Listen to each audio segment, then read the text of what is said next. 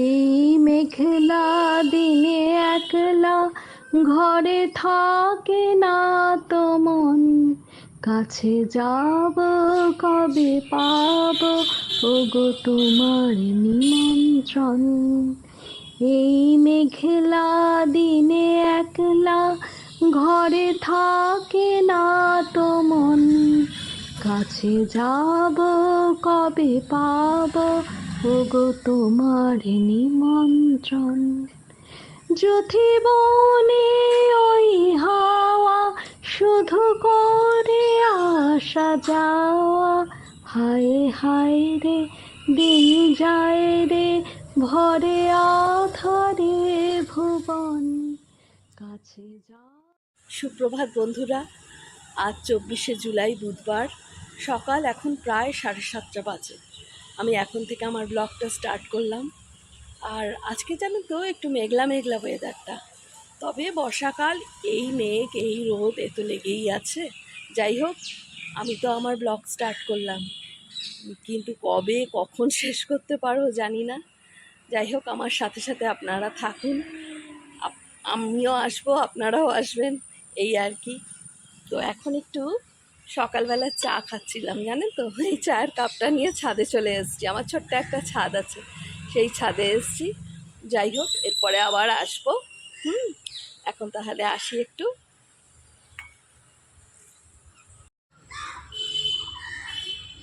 বন্ধুরা, আবার চলে এলাম।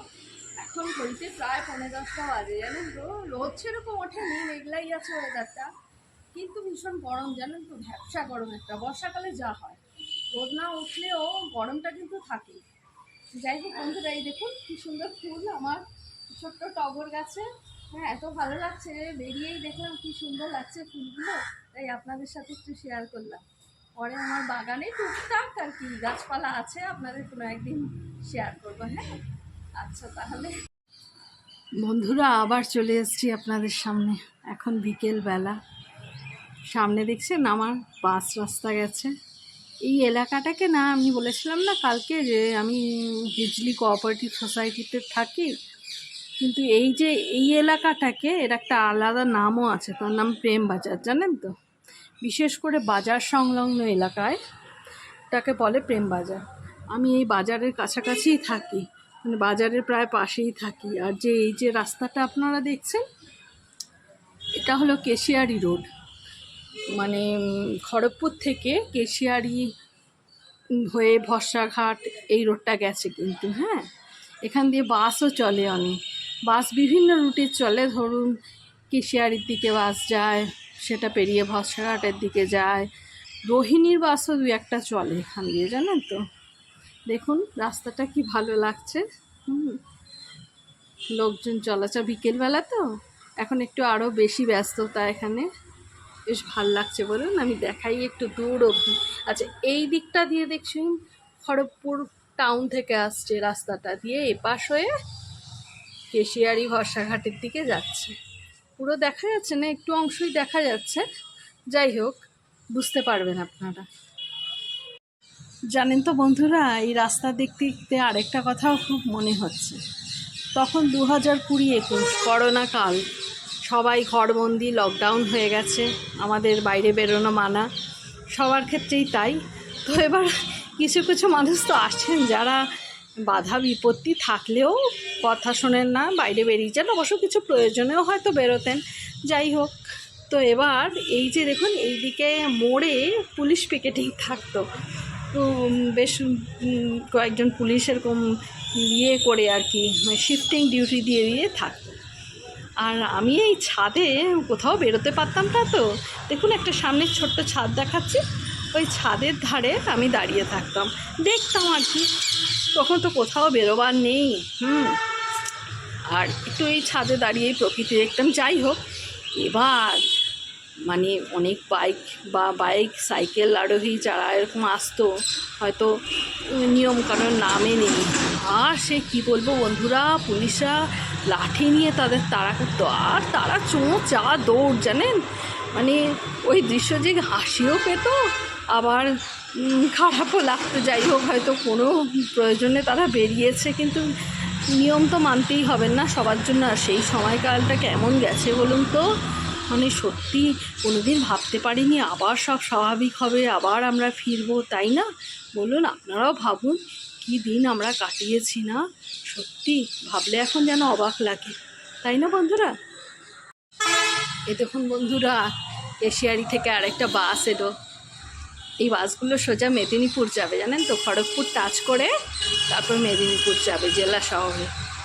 দেখুন বাসটার নামটা ঠিক পড়া যাচ্ছে না, পড়তে পারছি না। আগে বাসের সংখ্যা কত কম ছিল জানেন তো, এখন বেশ অনেক বাস হয়ে গেছে। এখন যাতায়াত করার অনেক সুবিধা। তাছাড়া এখানটায় দেখুন, এখানে টোটো স্ট্যান্ড, অটো স্ট্যান্ড সব আছে এই দিকটায়। মানে এখন আগের তুলনায় এখন অনেক ভালো হয়েছে। তবুও জানেন তো, আমাদের খড়গপুর টাউন থেকে এই প্রেমবাজারের সাইডটা একটু মানে অসুবিধাজনকই রাস্তাঘাট, মানে চলাচল করা বা পরিবহনের দিক যদি বলি তাই। তো যাই হোক, আমরা মানিয়ে গুছিয়ে নিয়েছি সব। এখন অবশ্য অনেক বেড়েছে বাস, অটো সব। আগে আরেকটু কষ্টকর ছিল, আর সময়ের সাথে সাথে আরও হয়তো উন্নত হবে। অ্যাকচুয়ালি কী বলুন তো, এই দিকটা একটু খড়গপুরের একটা এন্ডের দিক, তাই না?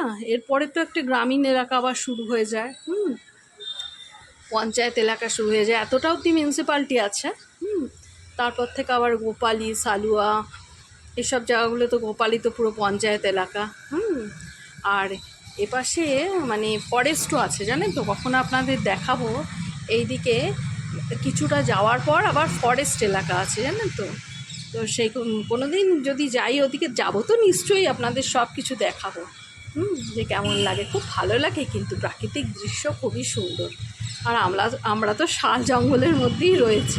কত শাল গাছ দেখুন, এর আগেও আপনাদের দেখিয়েছি, এখনও দেখাচ্ছি। এগুলো ম্যাক্সিমামই শাল গাছ, জানেন তো।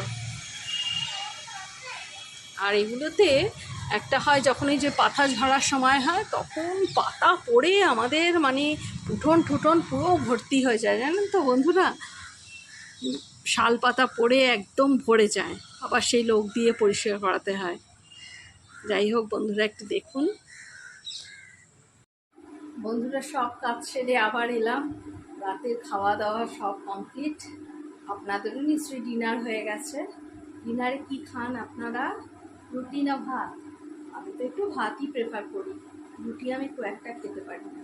ভাত যদি কোনো দিন না খাই, তার থেকে মুড়ি খাই, কিন্তু রুটি একদম খেতে পারি না। তো আজকাল তো দেখি বেশিরভাগ মানুষ রুটি খান, শারীরিকভাবে সবাই সচেতন আজকাল। যাই হোক, বেশিক্ষণ সময় আর নেব না বন্ধুরা, শুভরাত্রি করে দেবো।